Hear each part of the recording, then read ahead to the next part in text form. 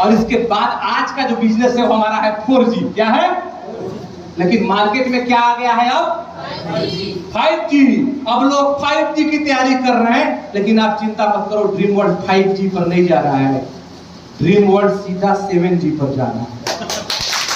आप annual party में आप तमाम एसोसिएट लोग को बस मैं आज इस मंच से मैं आपको गारंटी देता हूं कि ड्रीम वर्ल्ड जो था ना, अब प्रो से भी ऊपर अल्ट्रा लेवल पे जा रहा है, अल्ट्रा लेवल पर जा रहा है।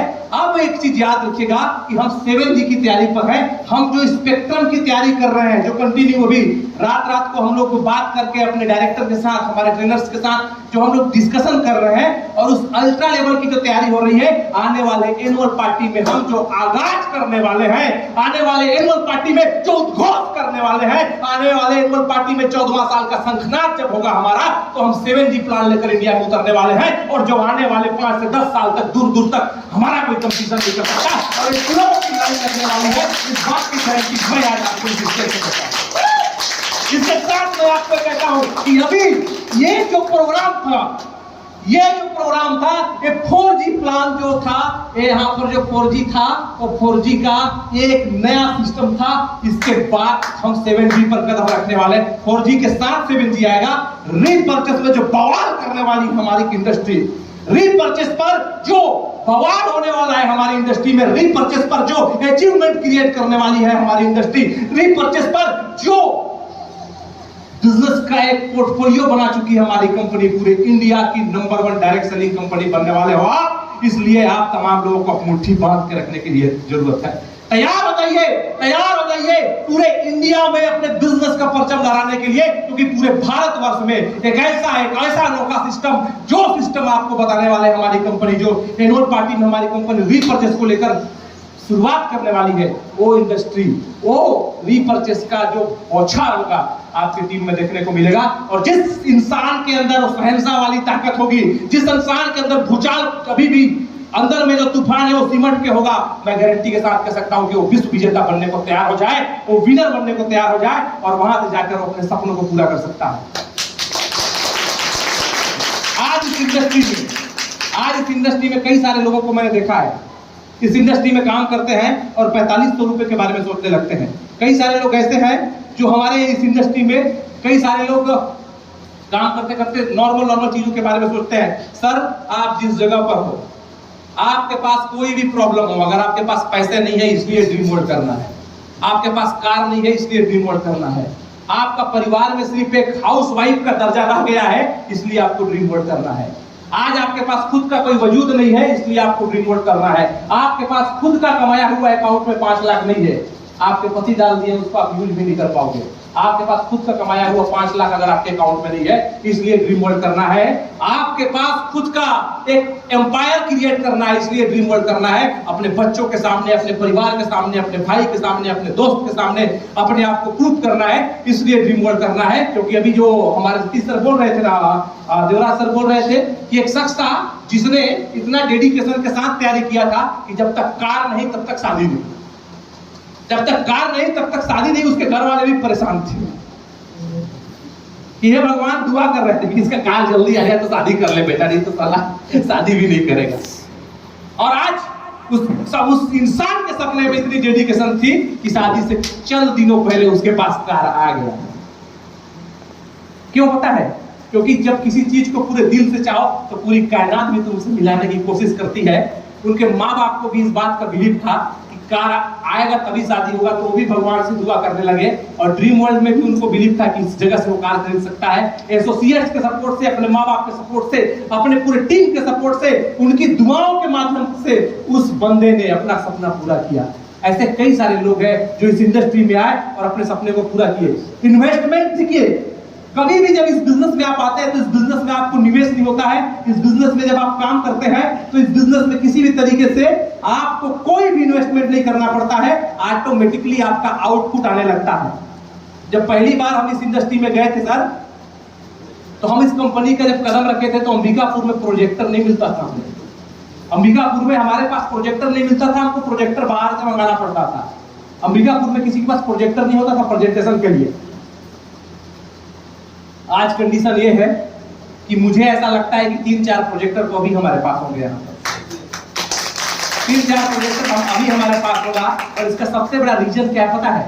इन्वेस्टमेंट। जिस बंदे ने साहस किया अपने बिजनेस को डेवलप करने के लिए 30,000 रुपए पूंजी लगाने का, उसने अपने सपने को भी पूरा। कई सारे लोग ऐसे हैं जो अपने बिजनेस को डेवलप करने के लिए 50-50 हजार का लैपटॉप खरीद लिए। कई सारे एसोसिएट हैं जो अपने बिजनेस को डेवलप करने के लिए 50,000 का लैपटॉप, 40,000 का प्रोजेक्टर, 90,000 1 लाख रुपए लगाकर बिजनेस को डेवलप करने की तैयारी की है। और हम ऐसे लोग हैं जो 4,000 रुपए लगाने में सोचे, हम ऐसे लोग हैं जो 500 रुपए खर्च करने में सोचे कि आज का क्या है, कैसे बिजनेस डेवलप होगा। हमें बिजनेस डेवलप करने की तैयारी पूरे युद्ध स्तर पर करनी पड़ेगी। और आज मैं आपको बता दूं कि आज के डेट पे जो प्रोडक्ट्स, जिस प्रोडक्ट्स को लेकर हमारी कंपनी काम कर रही है, जितने भी हेल्थ केयर के प्रोडक्ट्स हैं, जितने भी सप्लीमेंट्स हैं, जितने भी ऐसे प्रोडक्ट हैं जो कि एक इंसान के लिए बहुत जरूरी है, उस प्रोडक्ट में भी हम अल्ट्रा लेवल लेके आने वाले हैं। जी हाँ, अब आने वाले हर एक महीने में हमारी कंपनी एक प्रतिबद्ध है कि आने वाले 2 साल तक हर महीने हम एक ब्रांड न्यू मार्केट में खतरनाक प्रोडक्ट उतारने वाले हैं। हर महीने एक नया प्रोडक्ट आने वाला है। और वो ऐसा प्रोडक्ट आने वाला है, ये भी मैं बता दूं, वो ऐसा प्रोडक्ट आने वाला है कि किसी भी प्रोडक्ट का रेट 300 रुपए से ज्यादा का नहीं होगा। हर महीना जो प्रोडक्ट आएगा, किसी भी प्रोडक्ट का रेट 300 रुपए से ज्यादा नहीं होगा। और हर प्रोडक्ट में 50% का बीबी होगा। हर प्रोडक्ट में 50% का बीबी होगा। और इसके साथ पूरे भारत में सबसे ज्यादा बीबी और बीबी पे इनकम देने वाली company dream direct selling group भी रहेगी। इस बात की भी गारंटी मैं आपको देता हूं, क्योंकि आज भी पूरे इंडिया में सबसे ज्यादा बीबी इनकम देने वाली हमारी कंपनी है। 30% इक्वल, जितने भी लोग हैं 30% सबसे। बस आप तमाम लोग इस चीज के लिए डेडिकेशन लेवल को लाना पड़ेगा। यहाँ जितने भी एसोसिएट्स हैं, मैं सबसे बस एक गुजारिश करूंगा, कोई भी भाई, चाहे वो जिस जगह से आया है, मैं जानता हूं सर, आप जिस जगह से आए हो, मैं भी वहीं से आया हूं। मैं कोई पाकिस्तान से और अमेरिका से या लंदन से नहीं आया हूं। मैं गांव का रहने वाला, एक एग्रीकल्चर परिवार का लड़का हूं, एक खेती करने वाले परिवार से बिलोंग करता हूं। आज भी खेती होती है। और जो सपने आपने देखे हैं, ऐसा ही सपना मैंने इस इंडस्ट्री को लेकर देखा था। क्या लगता है कि आप एक लौटे इंसान हो जिसके अंदर नेगेटिविटी आती है? क्या लगता है कि आप एक ऐसे इंसान हो जिसको परेशानी होता है? क्या लगता है कि आप एक ऐसे इंसान हो जिसको दिक्कतें आ रही है? नहीं, इस दुनिया में हर उस इंसान को दिक्कत आता है जो कामयाबी के रास्ते पे आगे बढ़ने के लिए निकलता है। हर उस इंसान के ऊपर उंगली उठाया जाता है जो कामयाबी की तरफ आगे बढ़ने की तैयारी करता है। यशस्वी जायसवाल, अभी आप सुने हैं नाम यशस्वी जायसवाल का? क्रिकेट किंग अभी जो नया नाम आया है, यशस्वी जायसवाल। अरे आप यशस्वी जायसवाल मत करना, गूगल में खाली जायसवाल सर्च मार देना। गूगल में खाली जायसवाल सर्च मार देना, उसमें आपका राजस्थान रॉयल्स और ये जब ऑप्शन आएगा उसको क्लिक कीजिएगा, यशस्वी जायसवाल के बारे में पता चल जाएगा। अभी एक नया लड़का जिसने क्रिकेट इंडस्ट्री में जब कदम रखा तो उसके धमक से बड़े सुपरस्टार जो थे क्रिकेट इंडस्ट्री के, उनका चैन उड़ गया। ये कौन बंदा है, ये कहां से आया जो भूचाल ले आया और जिसने सबसे तेजी से रन बनाने का रिकॉर्ड बनाया और आज अपने आप को दुनिया के सबसे शीर्षतम क्रिकेट खिलाड़ियों के रूप में अपने आप को सुशोभित किया। और मात्र आने वाले 3 से 4 महीने के अंदर आप गूगल में सर्च मारना कि उसकी जीवनी क्या है, आप एक बार नेट में सर्च मारना यशस्वी जायसवाल की लाइफ स्टोरी। उस बंदे ने जिसने क्रिकेट इंडस्ट्री पे अभी धमाल मचाया हुआ है, उस बंदे ने, उसके मुंबई में रहने को घर नहीं था उसके पास, खाने को पैसे नहीं थे, वो डेयरी में काम करता था, गोबर फेंकता था, डेयरी में काम करता था, गोबर फेंकता था, तंबू में रहा है मुंबई में, तंबू में, टेंट में रहा है, तंबू में रहा है। इसके बाद भी उसका सपना था कि एक दिन मैं इंडिया के लिए खेलूंगा और उसके उस सपने ने उसे इंडिया के लिए खेलने को मजबूर कर दिया। अगर आपके अंदर सपने हैं और आप जिंदगी में कुछ काम करना चाहते हैं, देखिए ध्यान दीजिएगा, जितने भी लोग हैं सर, आज अभी सतीश सर आपको ऐसे पकड़े, खींचे और खींचने के बाद स्टेज में ले गए, आपको कैसा लगा? आपका झिझक खत्म हो गया, हुआ या नहीं हुआ? आप नाच दिए। मैं लिख के दे रहा हूं सर, क्या सतीश सर ने जब बोला कि स्टेज में आप आओ और जिसको नाचने का मन है नाचो, क्या आपके दिमाग में चल रहा था कि मैं स्टेज में जाऊं नाचूं? नहीं चल रहा था। तो क्यों नाचे वहां पर स्टेज में? इसलिए देवराज सर बोले आंखें बंद करो, मैं बाहर में था, अचानक से आप सब आंखें बंद किए हैं और इसके बाद बोले आप अपनी उस गाड़ी को इमेजिन करो कि आप BMW मर्सिडीज में चल रहे हो, तब आपके दिमाग में इमेजिन आ रहा है कि मैं TVS स्टार में आगे तरफ बेतरी का बोरा लगा हूँ और पीछे तरफ मिर्चा का बोरा लगा हूँ और मैं जा रहा हूँ। ठीक, मतलब आप इमेजिन करने के लिए आपको बोला गया, अगर आपके दिमाग में इमेजिन आया तो गारंटी दे रहा हूँ आप उस इमेजिन को पूरा कर लोगे। और अगर आपके दिमाग में ये इमेजिन किया आपने कि रियल में मैं BMW में घूमूंगा, BMW में मैं घूमा, तो मैं यकीन के साथ कह सकता हूं कि आप BMW में घूमोगे। अब मैं बोलूंगा कि BMW कितने लोगों को इमेजिन हुआ तो बहुत सारे लोग हाथ खड़ा कर देंगे। लेकिन उस समय पूछूंगा कि स्टीयरिंग का कलर कौन सा था, तो आप सोचेंगे कि क्या बताऊं। मैं गारंटी के साथ कह सकता हूं कि इसमें से 95% लोगों को BMW इमेजिन भी किए होंगे, तो स्टीयरिंग का कलर जो कवर था ना, उसका कलर पता नहीं होगा, इसीलिए वो BMW अचीव नहीं कर पाया। बहुत पुरानी कहावत है साहब, जो गेस्ट है या जो एसोसिएट है, मेरे को मेरी दादी बोला करती, जब खाना खाने को जब देती थी मेरे को, और मैं नाटक किया करता था ना, ये लिखाऊंगा, वो लिखाऊंगा, ये लिखाऊंगा, भैया उस जमाने की गुड़िया थी, तो मेरे को मेरी दादी बोला करती थी कि भूख लगे तो चुल्हट का और नींद लगे तो खरहट का, मार इसको चापर साला, इसको भूखे नहीं लग रहा।